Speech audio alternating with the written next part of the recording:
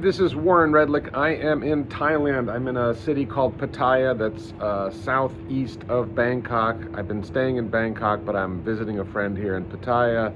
Beautiful background. I wanted to talk, I know this is not necessarily the right frame for it, but I wanted to talk about Cybertruck. So, a Cybertruck, next generation vehicle, Tesla's future. A lot of people excited about Cybertruck. I'm excited about Cybertruck. I don't think Cybertruck is that critical for the future of Tesla. I think it matters. I don't think it's that big of a deal. I think that when you're looking at the future for Tesla, what's a much bigger deal is the next generation vehicle, Tesla FSD, Tesla Bot, Dojo, training as a service, possibly. There's so many exciting things going on at Tesla. But I do want to talk about why Cybertruck might be important in the short to medium term. So if you're looking at Cybertruck, there's a question that I don't know the answer to. I sort of have my gut answer. What's the potential total addressable market for Cybertruck? How many Cybertrucks could Tesla sell a year going forward? If you see Tesla selling or making, producing 20 million vehicles a year, some of them might not be sold. They might go into Tesla's own robotaxi fleet. But if you see Tesla producing 20 million vehicles a year and you think Tesla's only going to sell 200,000 Cybertrucks a year, well, that's like 1% of the company's volume. That doesn't even include Tesla Energy. That doesn't include all kinds of other things. So it doesn't matter that much. And Elon Musk has said maybe 200,000 a year. Now, I think Elon is sandbagging. I think the market for Cybertruck is substantially larger. If you look at the United States, you're probably talking about 3 million full-size pickup trucks a year. So if Cybertruck gets 25% of that market, that's like 750,000 trucks a year in the United States, maybe US and Canada. I'm here in Thailand. I see a lot of pickups, not full-size pickups, quarter-ton pickups, Ford Ranger-size pickups. That's the two best-selling vehicles in Thailand are quarter-ton pickups by Isuzu and Toyota, the Isuzu D-Max and the Toyota Hilux. Ford Ranger's number 5. So it's very high volume. Thailand is the second largest market for pickups in the world after the United States. They buy about 800,000 a year. If you include Malaysia and Indonesia and the rest of Southeast Asia, it's a really big market for pickups. Because I was in Malaysia and I saw a lot of pickups there. I was surprised at how many pickups I saw there. So then the question is, okay, could Tesla make a smaller version of Cybertruck that's narrower, lighter, maybe significantly smaller battery pack that would target the Thai market and other markets that might be less prone to buying the full-size pickups? Maybe that works. But I don't know that you're going to get Tesla over, let's say, 1 million Cybertrucks a year, which is still only 5% of the vehicles. And that leaves out Tesla Energy, which is a huge chunk. It leaves out a whole bunch of other things. It's important for the future of humanity to shift us off of gasoline-powered pickups because they spew a lot of fumes into the air and, whatever your other environmental concerns are. But regardless, I think there's potential there.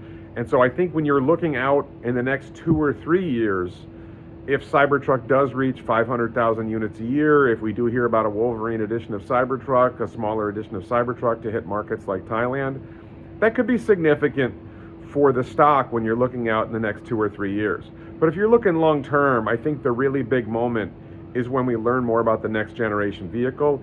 Elon was talking, I think it was to Sandy Munro, and he said that Cybertruck would not be material to the stock in 2024, or to the company in 2024.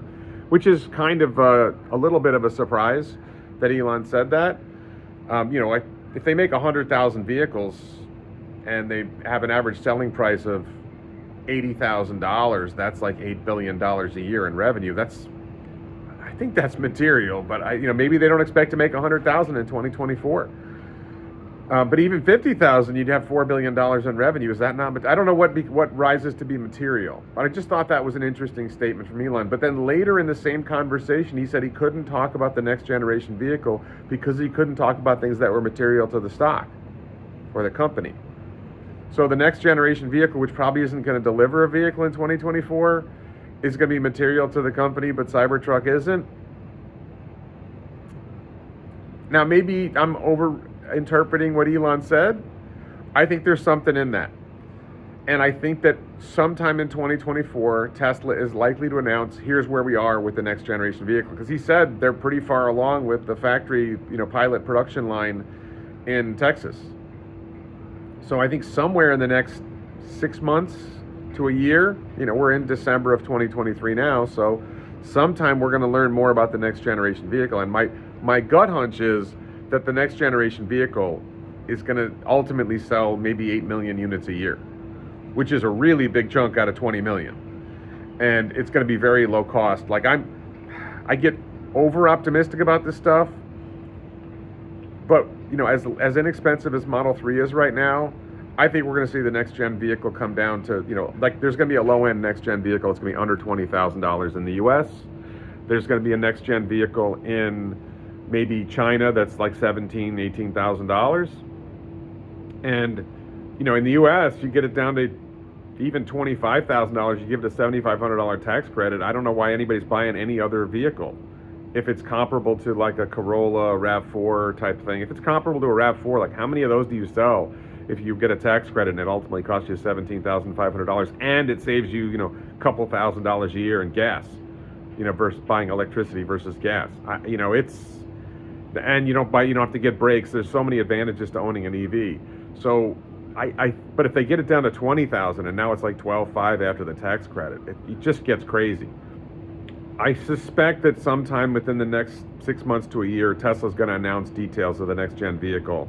And now, by the way, against my under 20,000, Tesla has kind of said it's going to have a 53 kilowatt hour battery pack, which is pretty large and pretty expensive. So that it makes it harder to make it under $20,000 if your battery pack's 53 kilowatt hours. But I think there might be a 40 kilowatt hour battery pack version.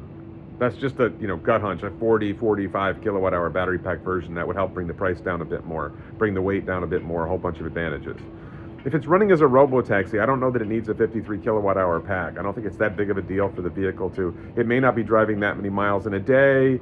It's probably driving 200 miles a day, maybe 250. So how much range do you need if you're doing that? And if it's an LFP pack, you charge it to full, you get 280 miles of range and you're good. 250 miles of range, maybe you charge for 5 minutes in the middle of the day to get yourself up to where you can finish the day. So I think the next gen vehicle is really the big game changer. And then of course FSD, at some point FSD is going to cross that threshold.